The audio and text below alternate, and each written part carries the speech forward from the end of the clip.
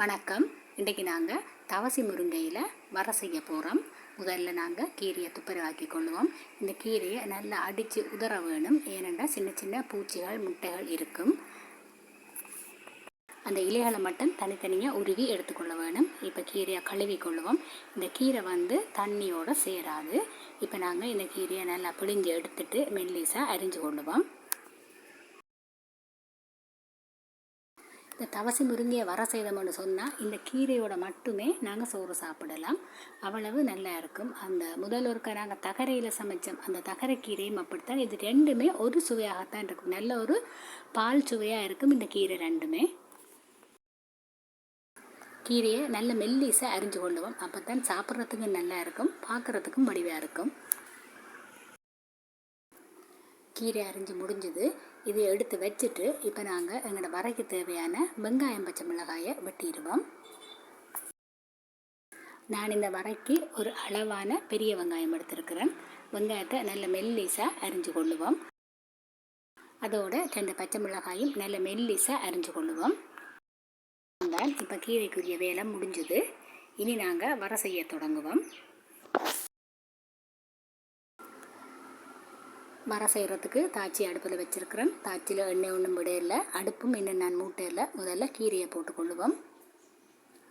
இப்போ இந்த கீரைக்கு தேவையான அளவு தேங்காய் பூ சேர்த்துக்கொள்ளுவோம்.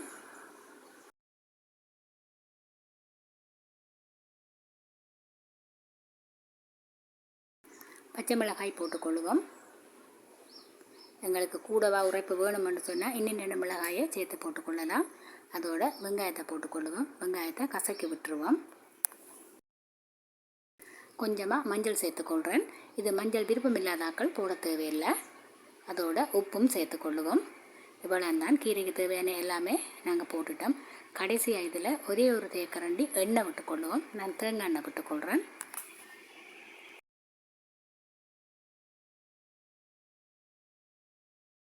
இப்போ இது எல்லாத்தையும் சேர்த்து நல்லா கையால் ஒருக்கா கசக்கி விடுவோம்.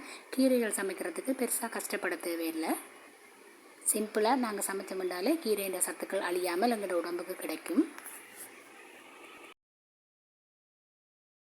கீரையை நல்லா கலந்து விட்டுட்டு அப்படியே அந்த கையை கழுவி ஒரு கொஞ்சம் போல் தண்ணியும் மேலால் விட்டுக்கொள்ளுவோம் கீரை அவியறதுக்கு.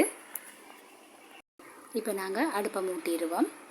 அடுப்பை மூட்டி நல்ல நெருப்பில் விட்டுருவோம். அடுப்பு நல்லா எரிஞ்சு கொண்டிருக்கு. நாங்கள் 1 நிமிஷத்துக்கு இந்த கீரையை கலந்து விட்டுருவோம். 1 நிமிஷம் ஆகிட்டுது. எங்களோட கீரை தயாராகிட்டுது.